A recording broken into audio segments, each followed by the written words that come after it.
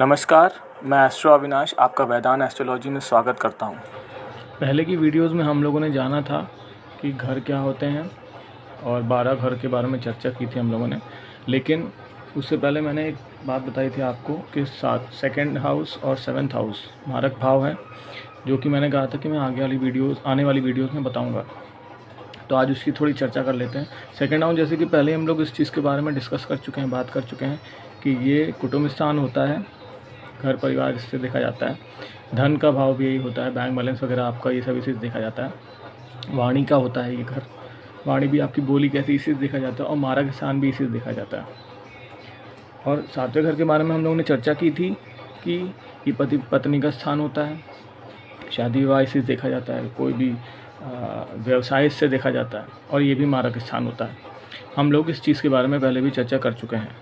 तो आज हम बात करने वाले मारक क्यों कहा जाता है इन दोनों को, मतलब मारक घर में क्यों इन सेकंड हाउस और 7th हाउस की गणना हुई है। तो वो इसलिए हुई है कि देखिए, जैसे आपको पता है ये पहला घर है और ये लगन है। तो लग्न से जब हम 8 घर आगे गिनेंगे या हाउस, तो हमें ये पता है ये आयु का है, ये मृत्यु का है। ये भी हम लोगों ने इसकी चर्चा कर चुके हैं हम लोग कि मृत्यु स्थान होता है। और 12 घर भी हम लोग चर्चा कर चुके हैं कि ये खर्चों का स्थान होता है। किसी चीज़ का खर्चा 12वें घर से देखेंगे, लॉस किसी भी चीज़ का नुकसान 12वें घर से देखेंगे। अब 8वें घर से अगर 12 घर गिरेंगे, 8वें घर से अगर 12 घर आगे चलेंगे, 1 2 3 4 5 6 7 8 9 10 11 12, तो ये 7वां घर है। इसीलिए इसको मारक कहा जाता है। क्यों? क्योंकि आयु का खर्चा है, आयु का व्यय है, इसीलिए इसको मारक स्थान कहा जाता है। देखिए, कुंडली की गणना करने के लिए एक सिद्धांत की ज़रूरत होती है, और सिद्धांत इसमें लगता है, इसमें एक फॉर्मूला लगता है कि कोई भी घर की आप अगर गणना करने जा रहे हैं, एनालिसिस करने जा रहे हैं, जैसे कि हम इसी की बात कर लेते हैं। जैसे 8th हाउस है, हमने अभी इसको बताया कि आयु का मृत्यु का भाव है, और इसका 12वां ये 7वां घर हो गया मारक स्थान।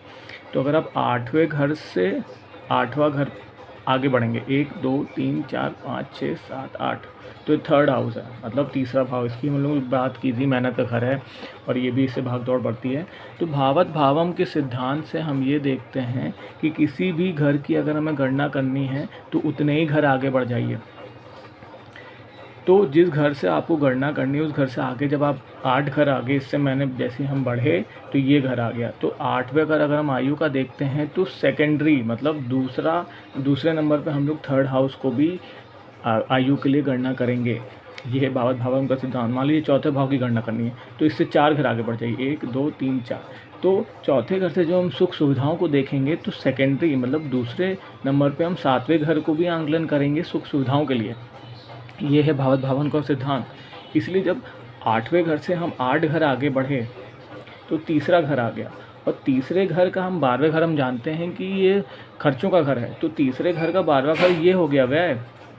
तो इसीलिए ये दूसरा मारक कहा जाता है। आयु का 12वां ये, मतलब आयु का व्यय इस घर से देखेंगे। मारक, पहला मारक ये है। तो अगर हम दूसरे आयु की गणना अगर हम इससे करते हैं तो इसका 12वां स्थान 2nd हाउस हो गया। 2nd हाउस मतलब ये दूसरा मारक हो गया। इसलिए 7वें घर को और 12वें घर को हम लोग, या ज्योतिष में ये मारक स्थान की गणना इससे की जाती है, या इसको मारक स्थान कहा गया है। और हम लोग 8वें घर की भी गणना कर चुके हैं कि आयु स्थान है, ये मृत्यु स्थान है, अचानक आने वाली संकट, किसी भी चीज़ का आपका दुख, सब इसी से देखा जाता है। एकदम सडन कोई भी मिजरीज हो जाए, सडन लॉस हो जाए, तो ये 8वें घर से देखते हैं, आयु मृत्यु देखते हैं। तो 8वां घर सबसे अशुभ माना गया है। तो अगर 8वां घर ये क्यों अशुभ माना गया है ये भी तो जान लें। 8वां घर इसलिए अशुभ माना गया है, देखिए 9th हाउस हम लोग ने बात की थी कि 9th हाउस भाग्य स्थान है।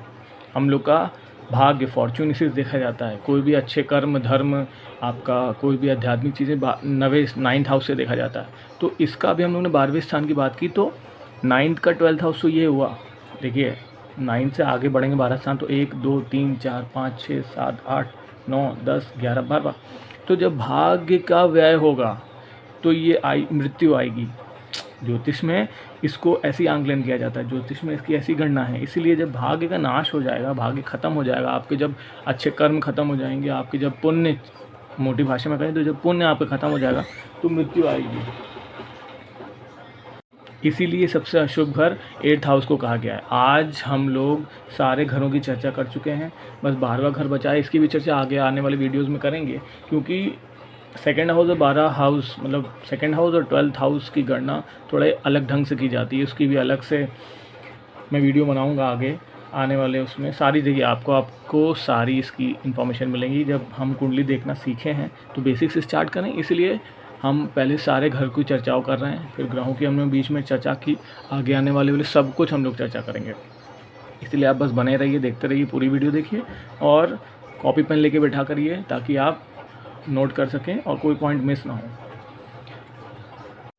मैं सभी से आग्रह करूंगा कि आज की वीडियो में जो भी हम लोगों ने जाना है उसको आप एक पेन पेपर पे नोट डाउन कर लीजिए, रिवाइज़ करिए, तभी आप इसको गणना करने में, कुंडली को विश्लेषण करने में आसानी रहेगी।